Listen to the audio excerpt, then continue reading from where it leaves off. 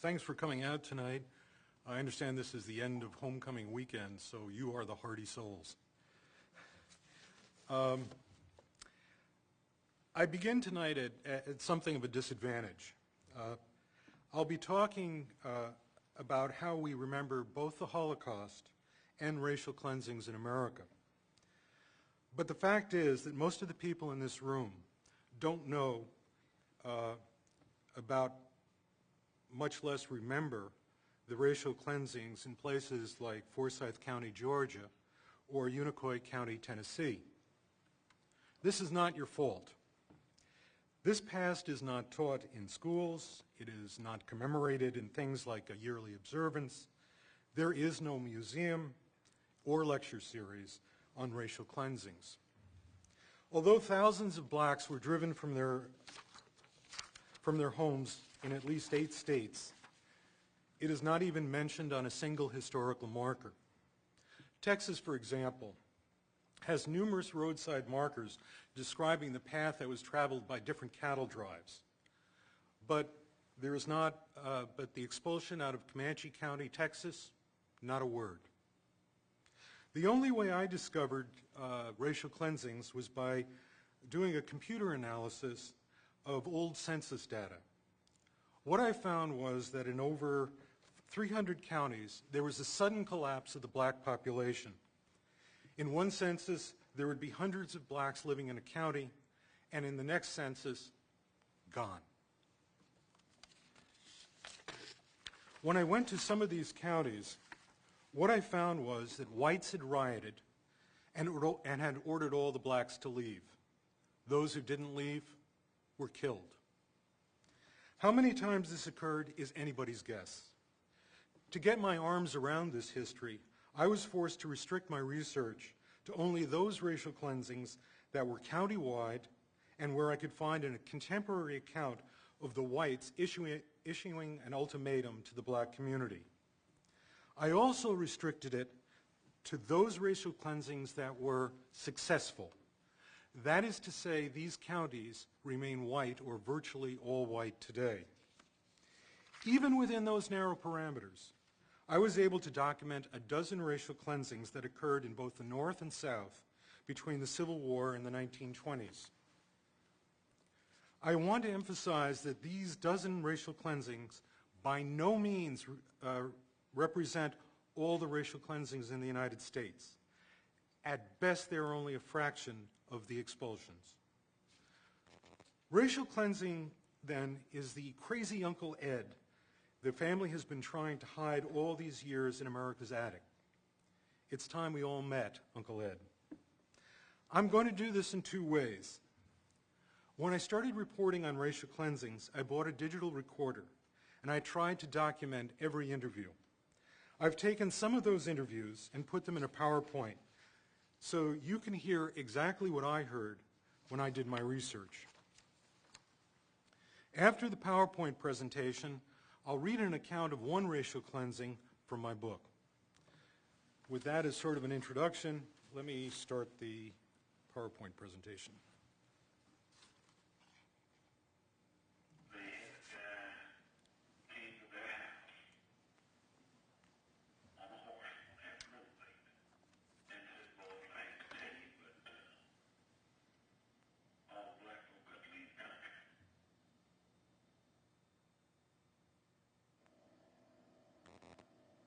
Well, did your grandfather, George Black, and his wife, Kathleen, did they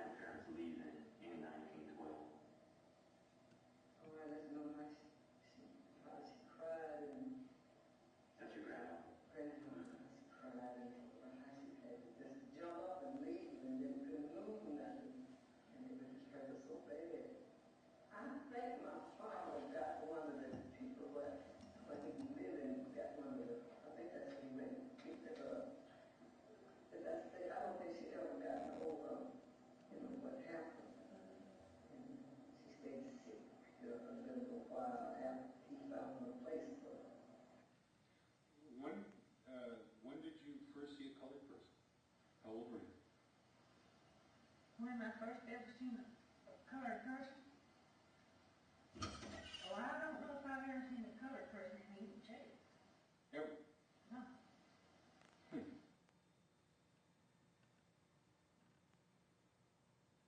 All I knew is we were the only black family. I remember my mom saying whenever I moved there, like she would go to the store and people would follow us, so on and so forth. But I don't remember that stuff. I just remember, my mom was sitting down talking to us about it. He had to go out of town the day after he had done my surgery, and he told me Dr. Livingston would be attending me while he was away, and I would have to stay in the hospital because they had put staples in. And of course, the people were so prejudiced that I went in that Wednesday, and I think it was that Friday or Saturday, no doctor had come in to check me nor check my bandages. And the only time the nurses would even come in and attend to me was when I had an IV in my arm. And whenever the bags would get empty, of course, they would come in and change it. And I would ask to see a doctor, and they would leave immediately. And so this went on for a few days. And that Saturday morning, I decided, if the doctors weren't going to come in and check on me, I could heal at home better. So I just pulled my IVs out and walked home. She would be, of course, playing on the courts, and I'd be fussing in the stands because of the remarks people would make. Somebody needs to check that nigger and see how old she really is, and stuff like that.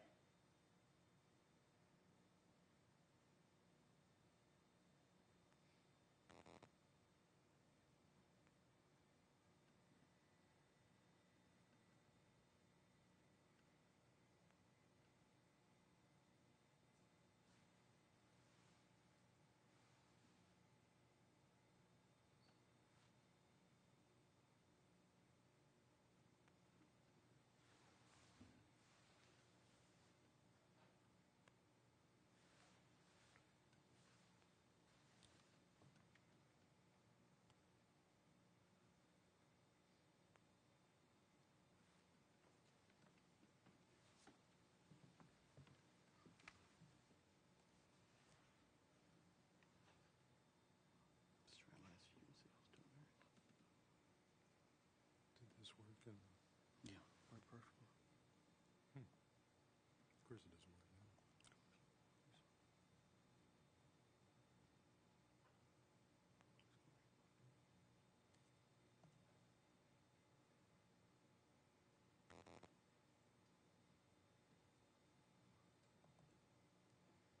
I'll just break out if I can start it back. I can put the disc in and start it back. No, that's okay. Okay.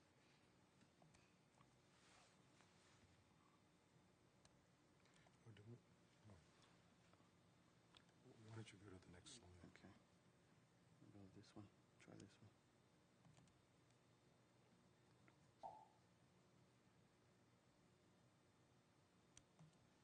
I don't generally go into the rating because I don't want to foster any bad racial issues.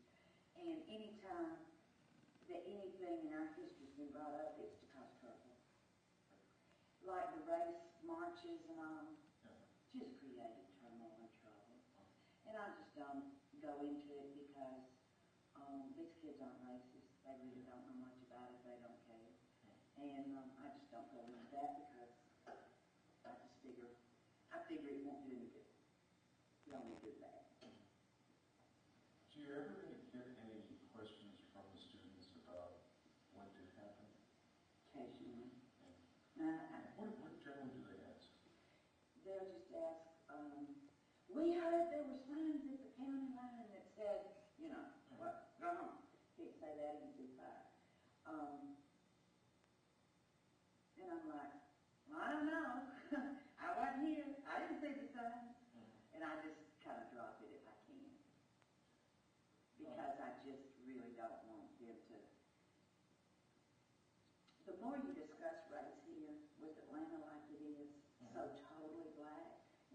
totally against whites, you just create problems. I was told that there were indeed solitary. Is that accurate? My grandmother said they were.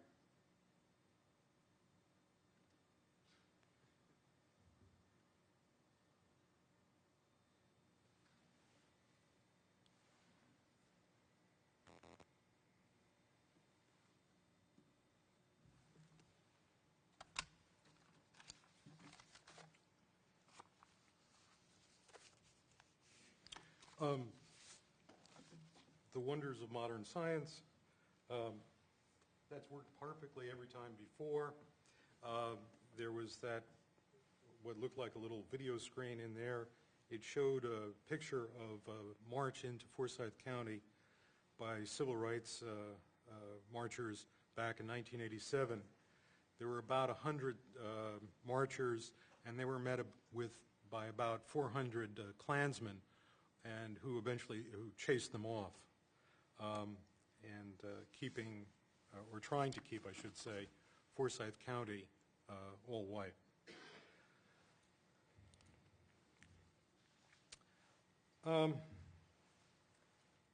The portion I'm going to read from the book involves a place called Pierce City, Missouri, which had a racial cleansing in 1901. What happened was that on Sunday, August 18th of that year, Gisela Wilde was murdered just outside of Pierce City, Missouri. She and her brother had gone into town that morning to go to church. While her brother ran some errands, Gisela headed home around noon. They were expecting company, and she was going to help her mother cook the Sunday meal.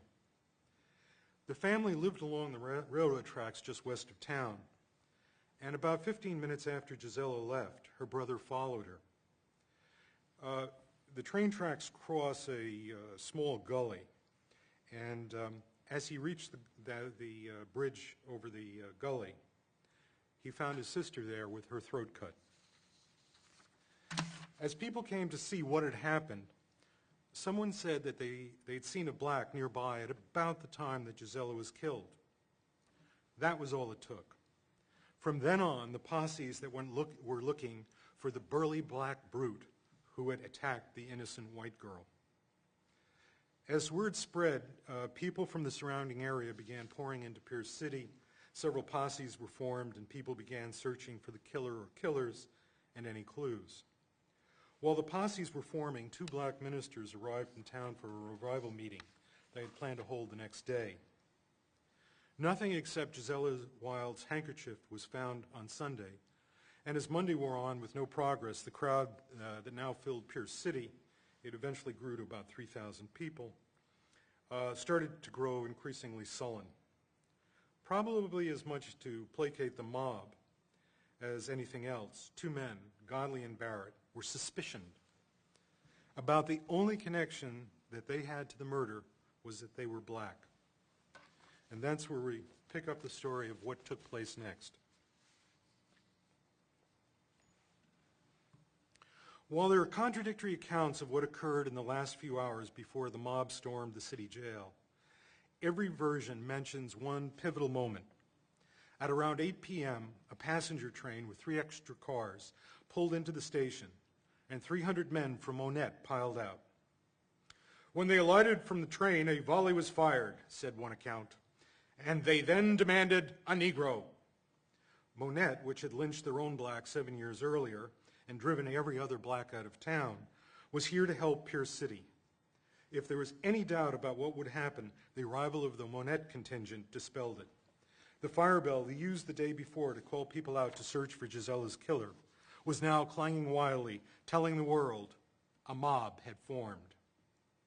At some time between 8 and 9 p.m., the mob stormed the jail on Walnut Street, just a few doors down from the church where Gisela had been the day before. No one stopped them. 6 or 8 men entered the jail with a sledgehammer, and with a few blows sprung the lock on a grated iron door. They grabbed Godley and Barrett and put ropes around their necks. As they marched the prisoners out of the jail, the mob fired a volley into the air. The gunfire continued as the mob leaders ran the 2 men down Walnut Street, a few hundred feet toward the train depot, until they reached the intersection with Commercial Street. The Hotel Lawrence, a boxy 3-story building, stood on the southwest corner of the intersection. An iron balcony that ran the length of the building jutted out over the sidewalk. Just a block south of the hotel were the train tracks, the depot, and beyond the depot, the Black Quarter. The mob stopped by the hotel, and the 2 prisoners were asked to tell what they knew about the murder. Neither man spoke. The mob marched the prisoners another block down Commercial Street, stopped again, and ordered them to confess. Barrett cracked. Hemmed in by the mob, a rope around his neck, the teenager said that he knew who had killed Gisela Wild. What exactly he said is in dispute. One account said he named Joe Lark. Another version had Barrett blaming Will Favors, a porter on the Frisco line, who supposedly was staying with Joe Lark. Some people thought Barrett said Stark instead of Lark, and in the next few days, police would look for a railroad porter named Stark. The one name he did not mention was Will Godley, a fact no one bothered to consider. Barrett was hustled away, but Godley's continued silence enraged the mob. He was forced over to a telephone pole, and they tried to hang him there. When they found the rope was too short, they marched Godley back to the Hotel Lawrence. As they stood under the glare of an electric streetlight, men in the crowd shouted, "String him up!" Someone snatched the rope tied around Godley's neck and climbed one of the posts that held up the hotel balcony. As several men grabbed Godley and boosted him up, the man on the balcony tied off his end of the rope to the balcony railing. Then they let go of Godley's body. As he started to strangle, the mob cheered. While Godley hung there, someone shouted, "Everybody towards the depot! Get out of the way!" The men on Commercial Street took aim, and then there was the cry, "Now shoot, boys!" To one eyewitness, it looked like the wind was picking at Godley's clothing as the bullets ripped through him. Under the impact of each volley, the body began to sway back and forth. When the firing stopped, a drunken man walked up and began hitting the corpse and cursing it. The body hung at the hotel entrance for a half hour until a businessman in shirt sleeves shouted to the mob, "Boys, the ladies in the hotel want the body cut down. What do you say?" To cries of "Down, down, down!" the rope was cut and Godley's body sprawled face up in the street. What had been the focus of their hatred now became the object of their curiosity. Someone tore away his shirt to see where the bullets had hit. A dozen or so women were escorted through the crowd to look at the corpse. A police judge tried to hold an inquest but was hooted down. Eventually, the body was carried back to the jail and dumped there. Not everyone was interested in Will Godley's corpse. From the corner where the Hotel Lawrence stood, you could look down Walnut Street to the Black Quarter. It was a tempting target. Some in the mob now crossed the tracks and headed for the home of Pete Hampton, a leader in the black community. On the gentle rise above the downtown where whites lived, people stood on the sidewalk watching what was happening below. The whites had the luxury of seeing that night as a spectacle. "We could see all from our house," one woman later wrote to a friend. "We sat out on the walks all night and until 3 o'clock in the morning, watching the breaking in of the jail, the hanging, and the burning of the buildings. I couldn't keep from laughing at times at the strange things people did. But all in all, 'twas a serious matter." For blacks crouching by their windows and staring helplessly, the night was somehow to be endured.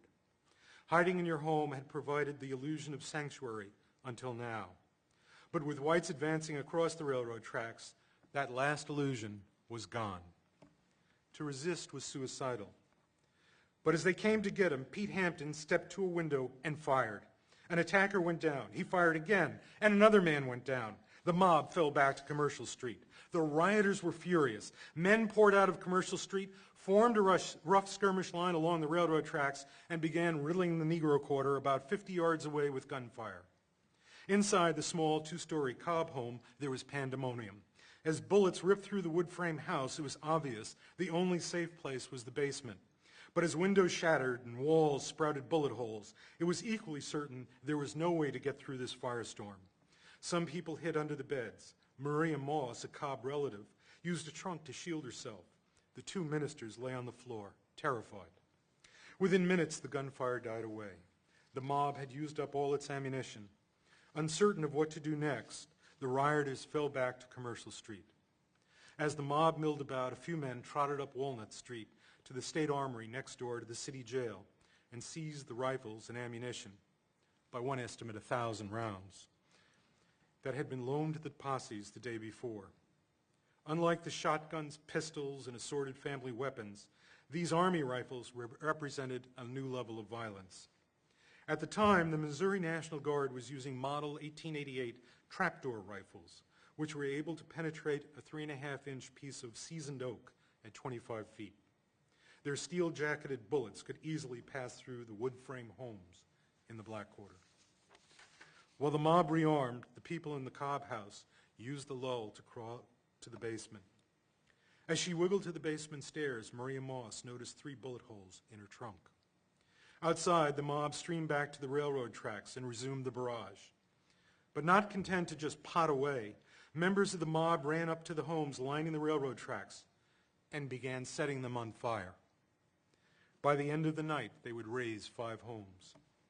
15 people hid in the Cobb basement, the 2 ministers and 13 members of the Cobb and Moss families who shared the house.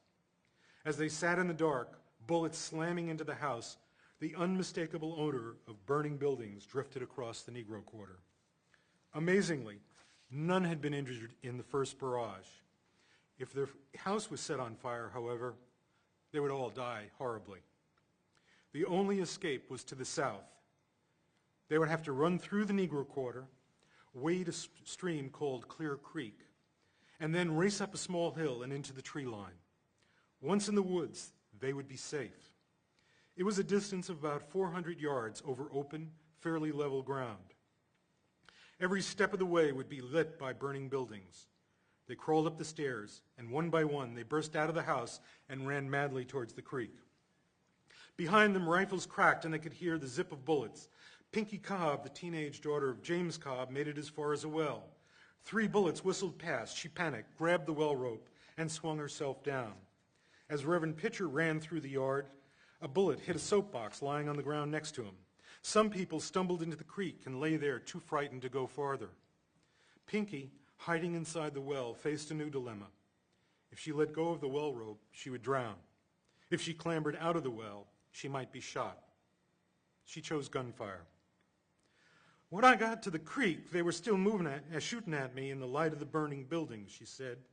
I jumped into the creek and bent down low to miss the bullets. Finally, I got across, and I escaped up the hill. By about 3 a.m., the mob had spent its fury. Some blacks who were hiding in the woods rested, while others, like the 2 ministers, decided to get as far away from Pierce City as they could. Pitcher and Smith began walking home to Carthage. In the white section of town, people slept in their clothes, afraid they might be called out again. Most of the rioters drifted away, but a few remained to patrol. Out of the darkness, one of them called, "Speak, quick! Are you friend or foe? And be damn quick about it!" Pierce City fell into a long, uneasy sleep. After that night,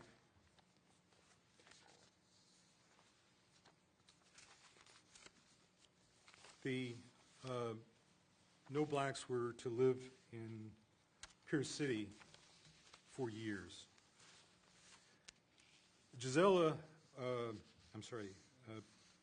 Pinky survived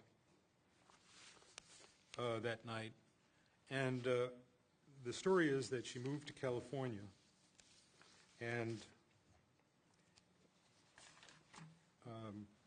was the inspiration for a movie about a black woman who passes as white called Pinky.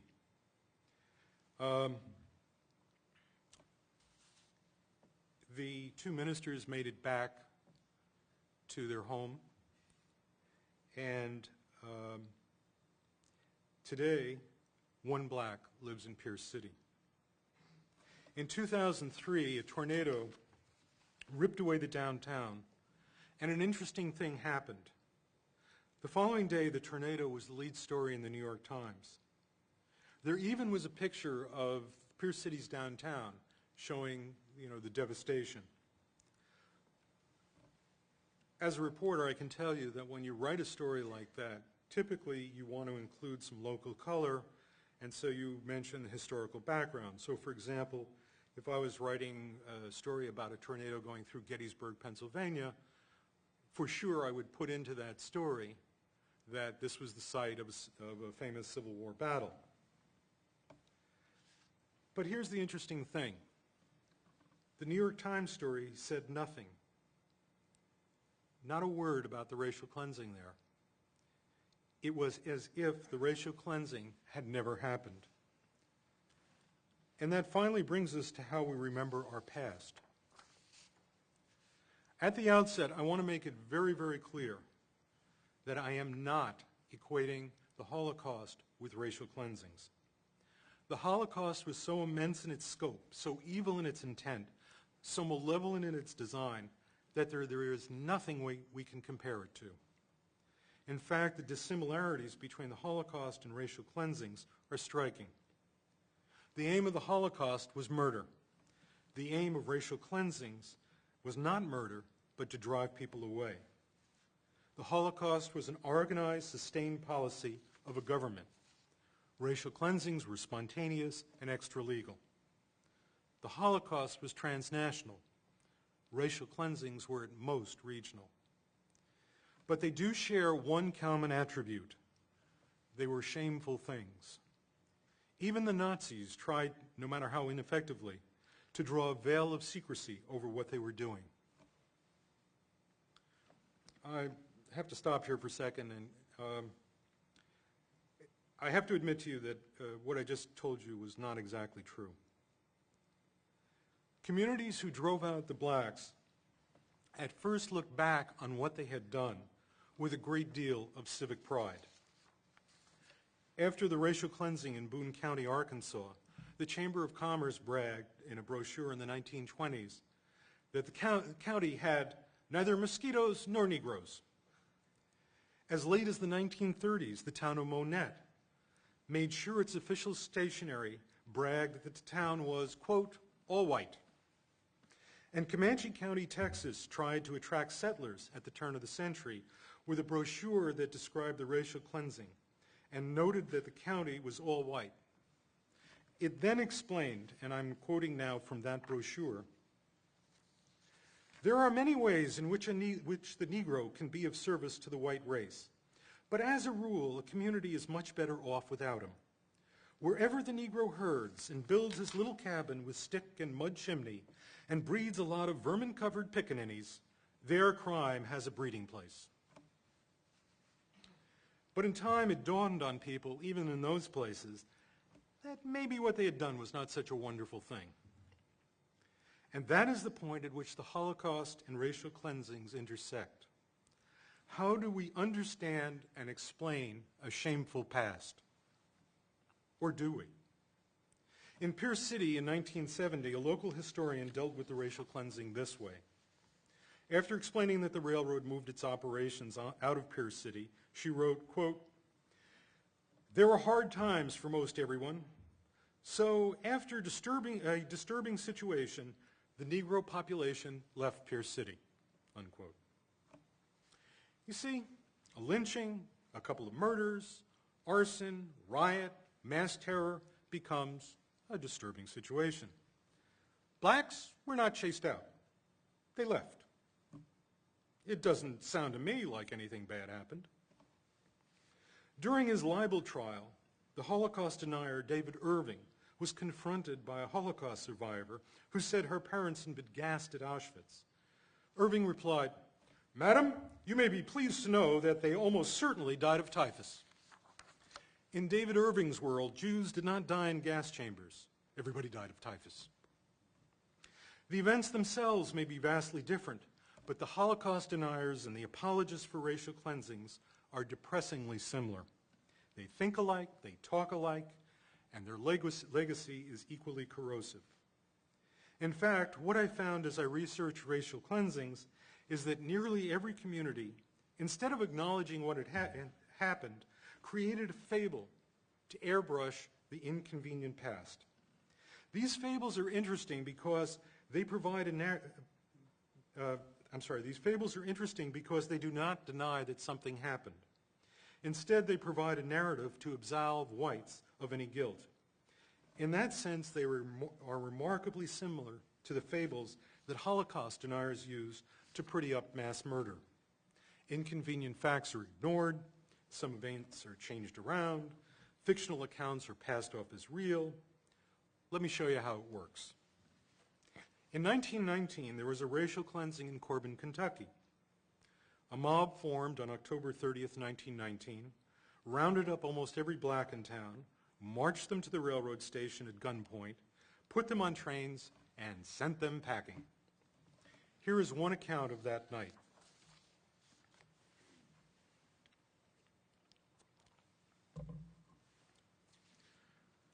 For John Turner, the cleansing began when a mob kicked in his front door.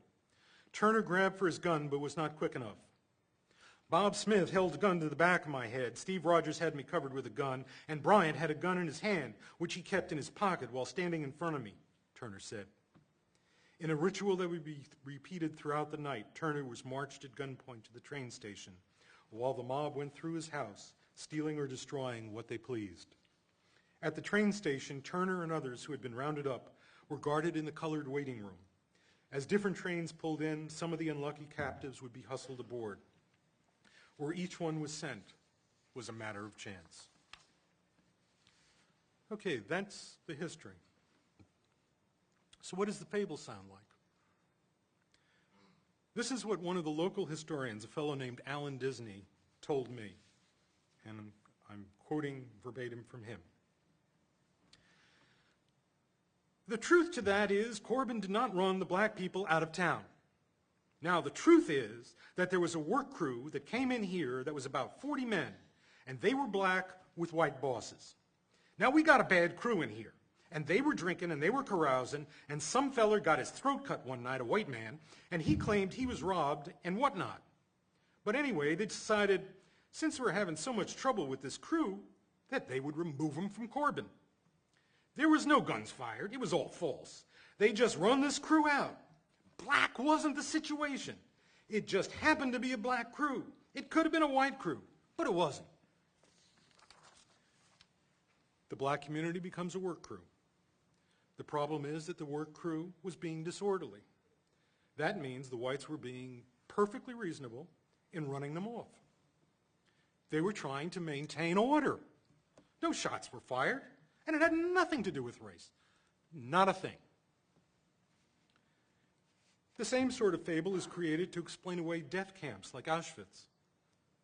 They were not gas chambers. Those rooms in the cellars were actually mortuaries. Zyklon B was not used to gas people. It was there to disinfect clothing to prevent typhus epidemics. And yes, there were crematoriums, but they were only to dispose of people who had died of natural causes. And by the way, the number of people who had died, grossly exaggerated. It was all a terrible misunderstanding. But as evil and ludicrous as these fables may be, they share one very sinister trait. Both the Holocaust fables and the racial cleansing fables switch the role of victim and perpetrator. How on earth do you blame the Jews for the Holocaust? Austin App, a Holocaust denier, simply declared that the murder of 6 million Jews never happened. It was a hoax. Who perpetrated the hoax? The Jews! Why? So they could extort reparation payments from the German government. A wave of Mr. App's wand and the Holocaust becomes a con game by greedy Jews. Or as Mr. App put it, and I'm quoting here, surely the atrocity story of the extermination of 6 million Jews has been and still is the most profitable invention and swindle in world history. Compare that with the petition signed by the people of Corbin after the racial cleansing there. I'm quoting now from this petition. The colored element congregated in the town of Corbin, living in temporary abodes, railroad cars, and makeshift tenements. Many acts of violence were committed by them. This population was a menacing and floating one, unquote. The petition then went on to explain that the colored element was driven out, quote, in order that the populace could enjoy the fruits of their labors and be guaranteed the rights of peace and happiness. Obviously, if you switch the victim and the perpetrator in your fable, it makes it easy to justify whatever it was that you did. But I think it also explains why you would create the fable in the first place. If you do something wrong, you have two choices. The first choice is to take ownership of what you did. I'm sorry I knocked over the lamp. Or you can reject the idea that you did anything wrong. The lamp? I don't know how that got broken. By taking ownership, you are by implication agreeing not to repeat the behavior. But if you don't take ownership, you are tacitly giving yourself permission to break another lamp. The fable then becomes more than an attempt to duck responsibility. By its existence, it invites another Holocaust or another racial cleansing.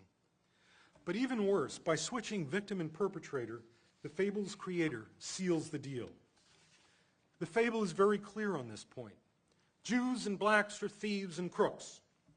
Not only did I do nothing wrong, but my victims deserve to be punished.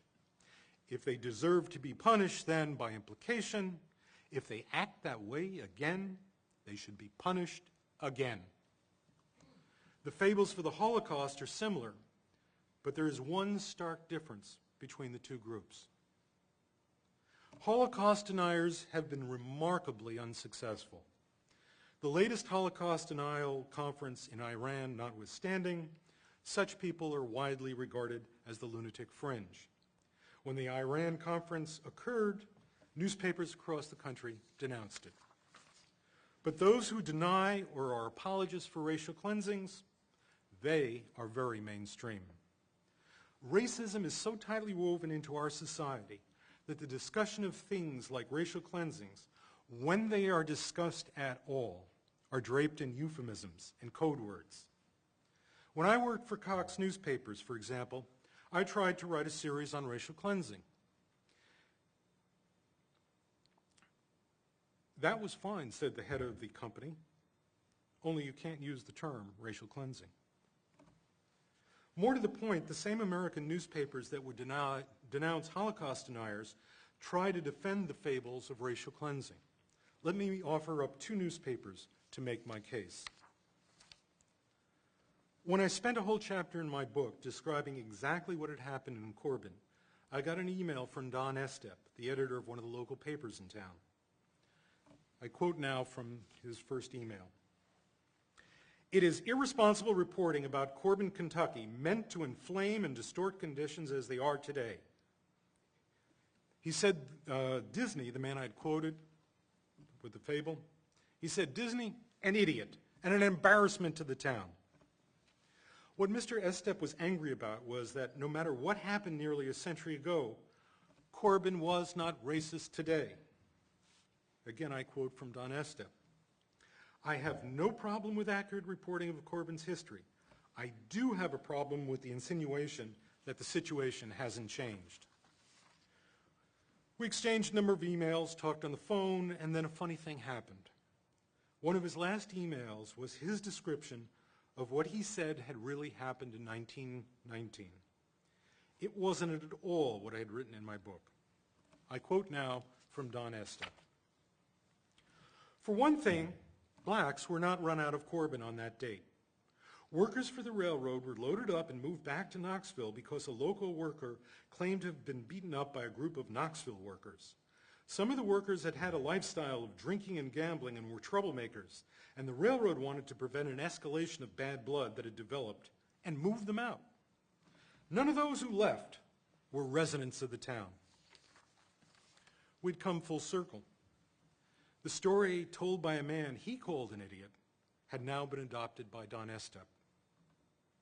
I'm sure Don Estep honestly believes that the blacks have nothing to fear from a town like Corbin. But when he tells the old lies about Corbin's past, he insults the present. More to the point, when he defends the fable about Corbin's past, how can I or anyone believe him when he says the town has changed? A local newspaper in Corbin, Kentucky is hardly a bellwether for American society. But what about the Atlanta Journal-Constitution? It is a major metropolitan newspaper that wins Pulitzers, sends its reporters all over the world, and is frequently quoted by other newspapers and magazines. It is also widely known for its editorial stance during the 1950s, when it opposed so-called separate but equal education. Surely they would not defend the fables of racial cleansing.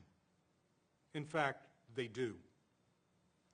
In 1912, a racial cleansing began in Forsyth County, Georgia, approximately 20 miles north of Atlanta. It lasted for about 3 months, and at its height, blacks were being driven out of an area in northern Georgia, roughly the size of Delaware. It was the largest racial cleansing in America's history.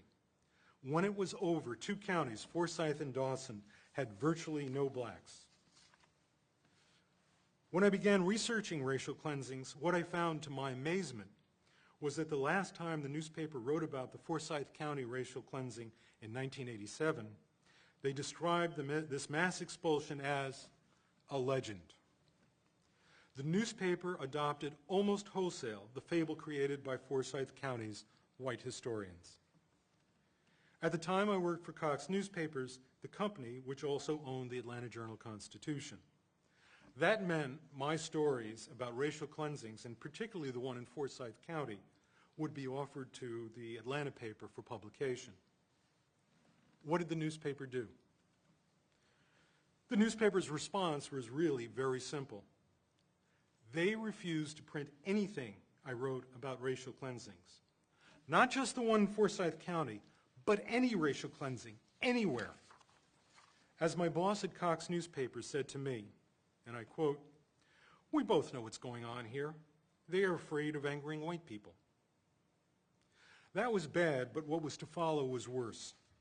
In my book, I spent a whole chapter describing my battle to get my series on racial cleansing published. It detailed the conflicts of interest and misconduct that culminated in the Atlanta Journal-Constitution suppressing the news. I innocently thought it would spark a debate about how we cover race in America. I was wrong. The media critics at the Washington Post, the New York Times, the LA Times, National Public Radio said not a word. The Columbia Journalism Review and the American Journalism Review, equally silent. As I said before, Holocaust deniers are unsuccessful. Apologists for racial cleansing, no problem. Why is that? Why is it that we are willing to talk about one shameful act, the Holocaust, but not another? I think the answer is very simple. Victors get to write the history. When the Allies defeated the Nazis and found the camps, they brought people to trial, gave tours of the crematoriums and gas chambers, offered documents and testimony to historians, and in every way possible tried to make clear what had happened. But in the United States, the victors were whites. When they sat down to write the history of Corbin or Forsyth or Pierce City, they saw no need to dwell on the mass expulsions of innocent people. As the historian of Polk County, Tennessee, explained when she refused to talk to me about that county's racial cleansing, it would only cause trouble. She got it exactly backwards. It is the silence that causes trouble. Because of that silence, America is a nation of 2 histories, one white, the other black. In the white history, racial cleansings never occurred. In the black history, the stories of these cleansings is passed down over the dinner table from one generation to the next. White Americans see themselves as free to go anywhere. Black Americans know there are some places you dare not go. And when the racists try to talk about the present or the future, the discussion soon becomes a misunderstanding. How could it be otherwise? They do not share the same past. But is that our fate? Are we always to be locked inside a modern Tower of Babel, speaking but never being understood?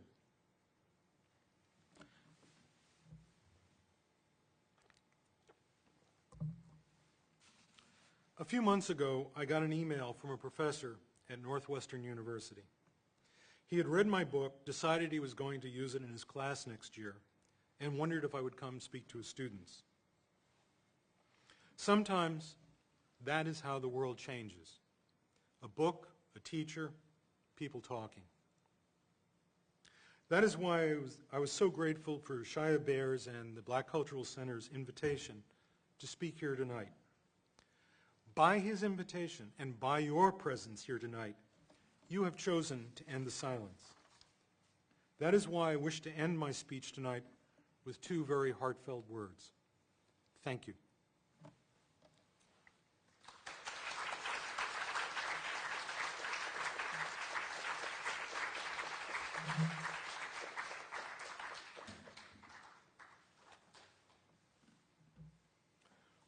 I'll be happy at this point to take any questions you might have.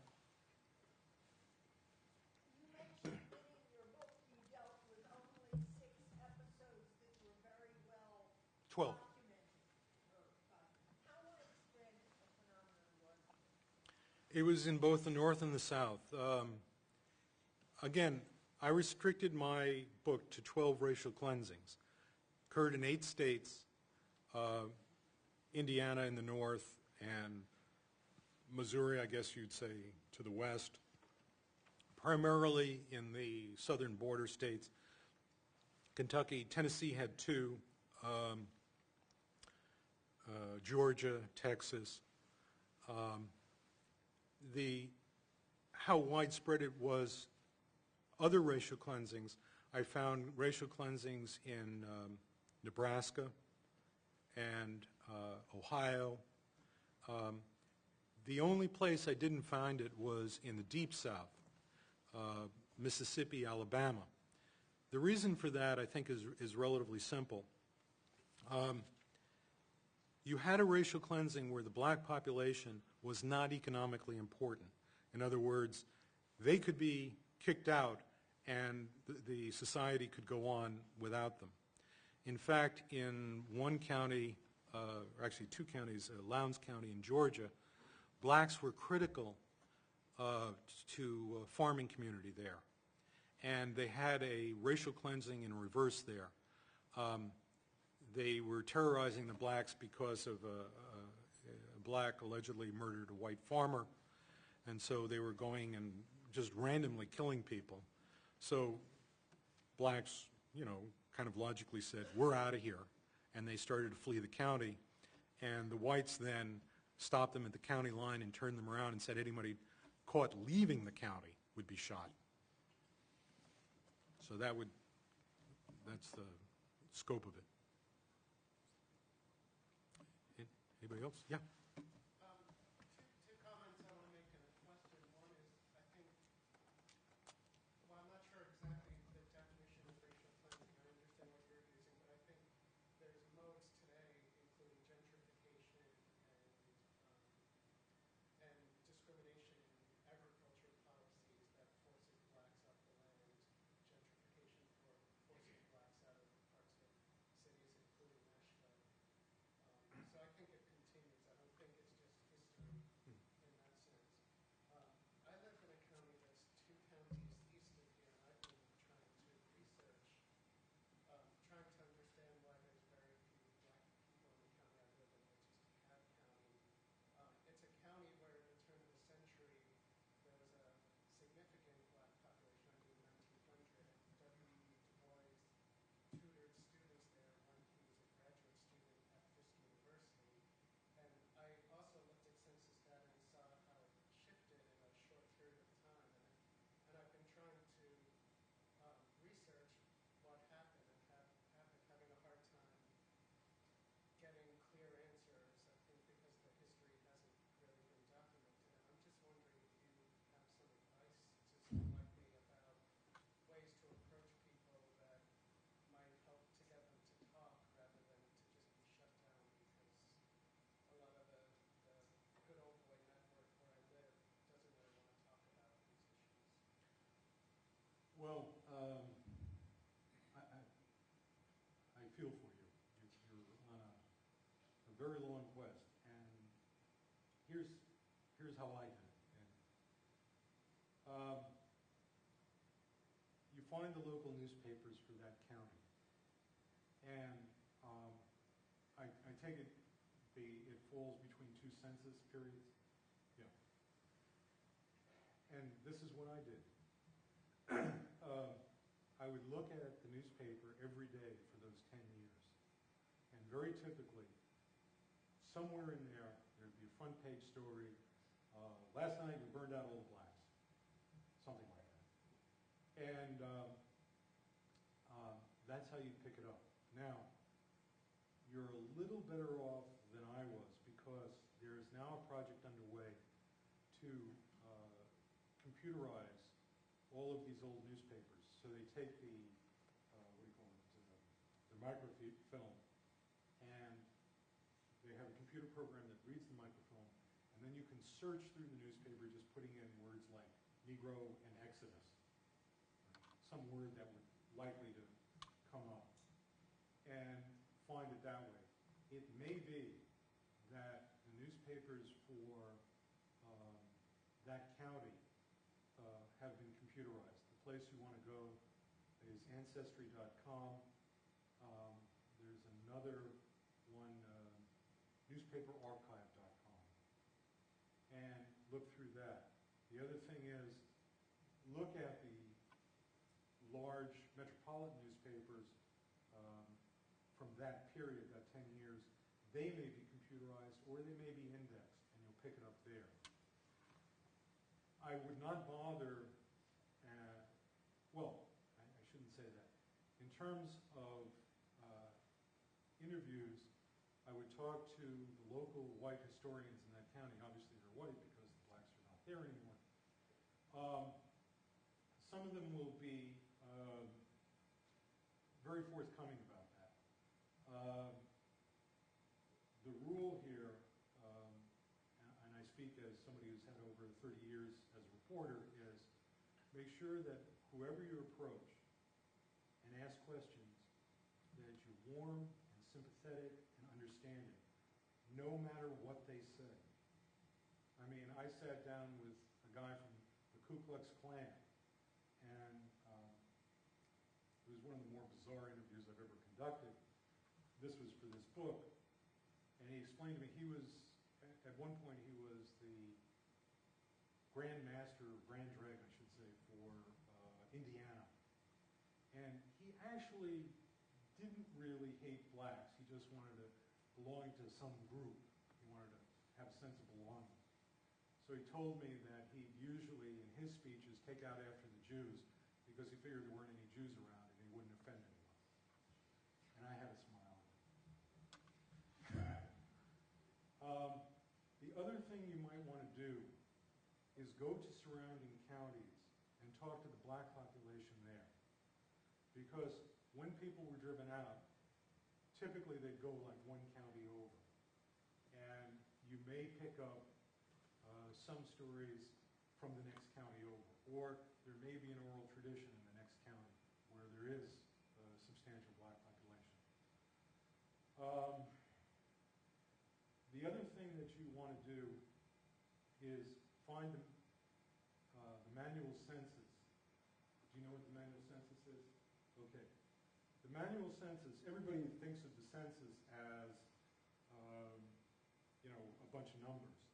In fact, after 70 years, the government releases what's the manual census, which is a listing which shows every person, their name, their age, whether they're married, what their race was, whether they spoke English, all of that stuff. A listing of that. And you can go through the manual census for before the alleged racial cleansing, I don't know if there was or there wasn't, and find the family names of those blacks who lived in the county at that time. And you may be able to track them to another county and then find them, their descendants, who typically, well, I shouldn't say typically, sometimes they will talk about it. One of the surprising things, and I'm maybe going on a little bit too long here, but one of the surprising things I found as I did this was that the families of those blacks who were driven out carried with them to this day a sense of shame over what happened. And in many families, it was the dark secret that we were driven out. which, I mean, these people were absolutely innocent. They did nothing wrong. And yet, they felt that because they had been driven out by the community, that somehow they did something wrong. It is sad. I mean, I was just astounded by that. Those are a few ideas. Thank you. Sure. Just to clarify, blacks haven't been completely driven out of our community, and maybe I need to find ways to approach people who have been there for generations. Yeah. Not thinking about making them feel threatened, but clearly something. Warm, sympathetic understanding. Yeah. You had talked about accountability and responsibility and people taking responsibility for their actions. And I was wondering if you saw a parallel between not taking responsibility and accountability and Katrina. I think that I have heard people say, well, you know, everybody was really warned, they should have left their homes. I've heard people talk about the demographic change after Katrina. And I've even heard people say, you know, well, their lives are a lot better now that they don't live there. And I was wondering if maybe you could speak on if you feel like there are any parallels between what happened in Katrina and these types of racial cleansing, especially on accountability. Absolutely. In fact, I talk about this in the book. And I saw this on a very personal level.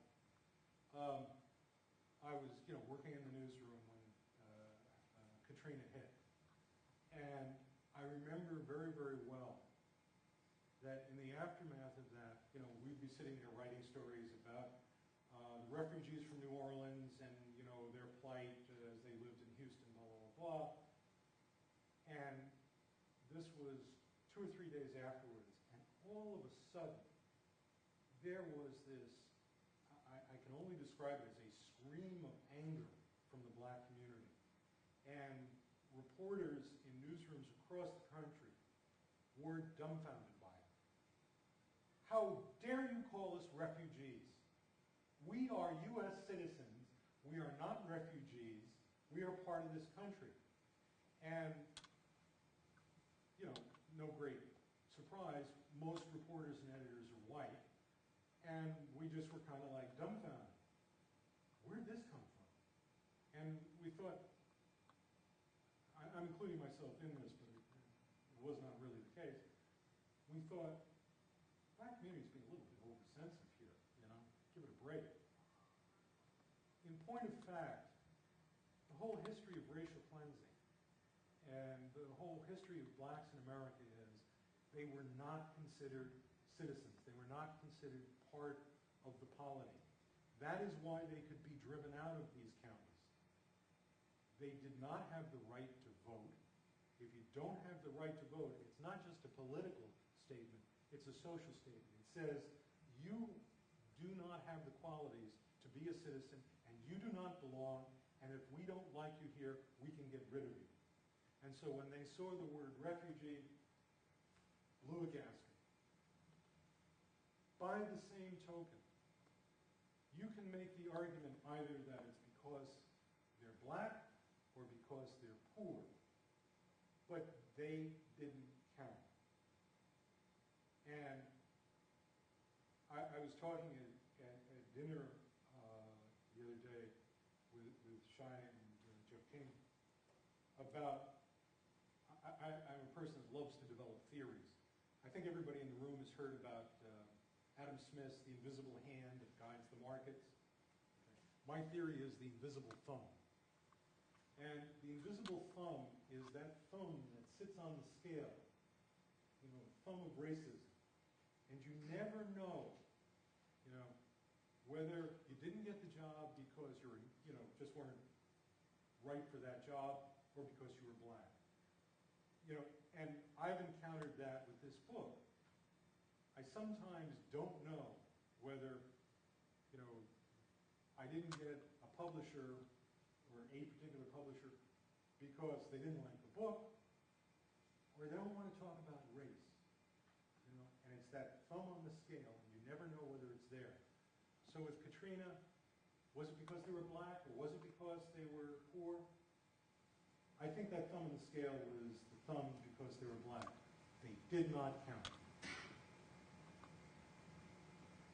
Yeah. You mentioned that you study I'm sorry, I can't hear you.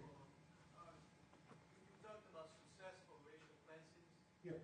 I was wondering, did you also study certain unsuccessful attempts for racial cleansing and what made them not be successful for us to learn mistakes that come up?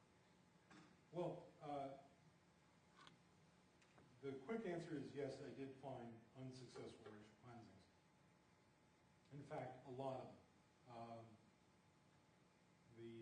Hamilton, Ohio, and Marion, Ohio.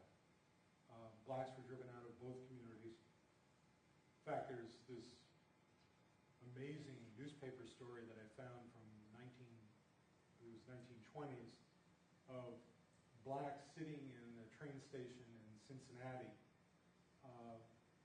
not knowing what to do. They'd been driven out of Marion, and they were sitting there all night, 100, 200 people, trying to figure out, what do we do next? Where do we go? And eventually they did move back. In North Platte, Nebraska, another unsuccessful racial cleansing. The story there was they were driven out onto the prairie, and people in town could watch the blacks walking away across the prairie. I don't know if you've ever been out there, but it's just real flat and featureless, and it's a stunning visual image. Why weren't they successful? I really didn't get to that because I was only looking for the successful ones. And once I had been able to determine that it had been unsuccessful, I moved on. So, but there are scores of them. Yeah. So you didn't look at the attitudes of the communities in these places where there were unsuccessful racial cleansings, like towards blacks now? Or is it still a hostile environment? A few places that I went, for example, North Platte, Nebraska, yeah, it's pretty hostile. I would not want to be a black in North Platte, Nebraska. No way. Other places, I think it's, well, I don't really know. I did not go to Marion, Ohio, to use another example, so I wouldn't know. I had to go to North Platte to figure out whether or not it had been successful. Yeah. So I think it's sometimes there's usually like this one county that's diverse like these other counties that has this uniqueness about it in which they initially just this country they want to like have this sports like excellence. I want to know is there like a uniqueness about it that that comes and makes a certain county like force blacks away, and what about like the counties around it, like what makes that county so unique like other counties? Well, the profile of counties that go through racial cleansing is there's a relatively small black population, which makes sense because it's a lot easier to drive out 100 people than 10,000 people. And you can be, there's such overwhelming numbers of whites to blacks. The blacks do not represent a substantial economic force in the community. And the blacks do not have the right to vote. And that occurred in virtually every county that I looked at. And because they didn't have the right to vote, they were not part of the community. Surrounding counties, the one other thing was there would have been some sort of triggering event. Now, underlying this, typically, there were cases, let's say, where a black was accused of raping a white woman, let's say, and then everybody went bonkers and out they went. But that was only one reason. Another reason was that blacks represented an economic threat to whites. So, for example, you're a white worker and there's an economic downturn, and suddenly you find yourself competing with blacks for jobs. And blacks typically worked for less, and so they were undercutting the labor market. Well, you sit there and go, well, I will improve my situation if I drive out all the blacks. So typically there would be some economic force at work here.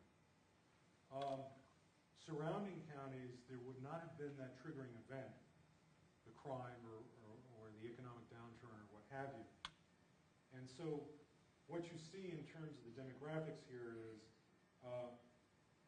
the county that's racially cleansed is the hole in the donut.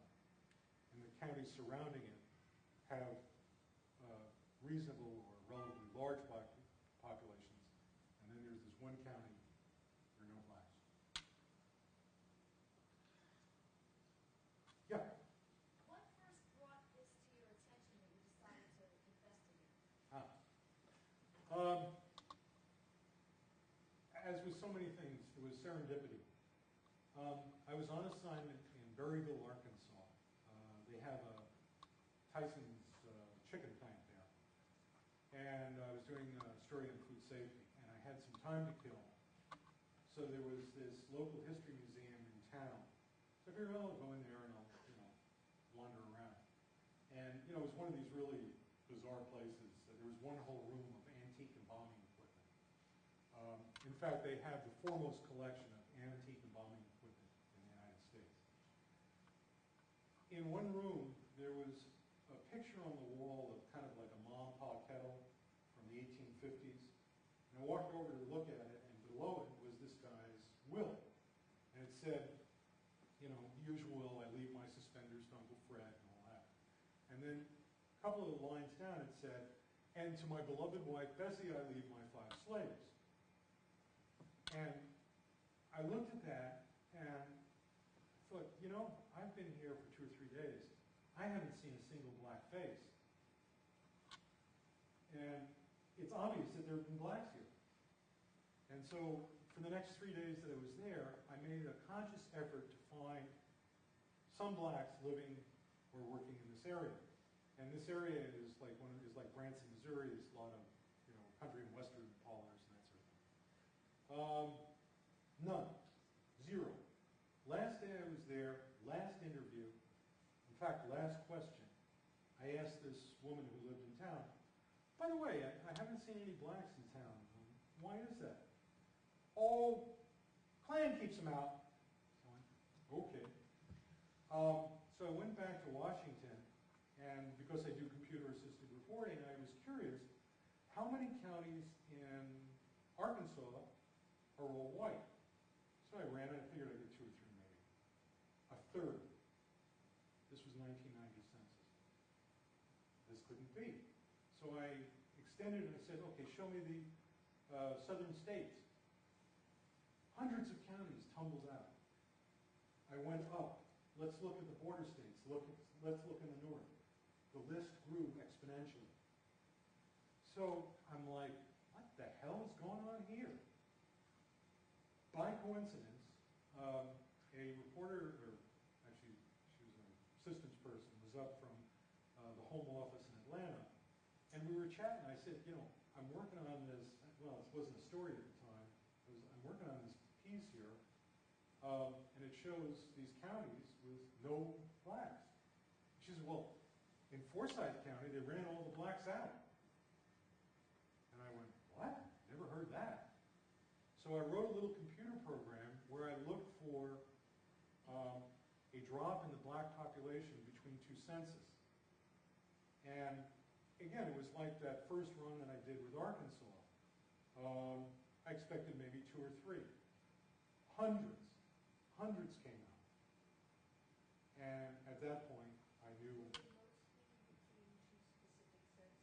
Oh, yeah.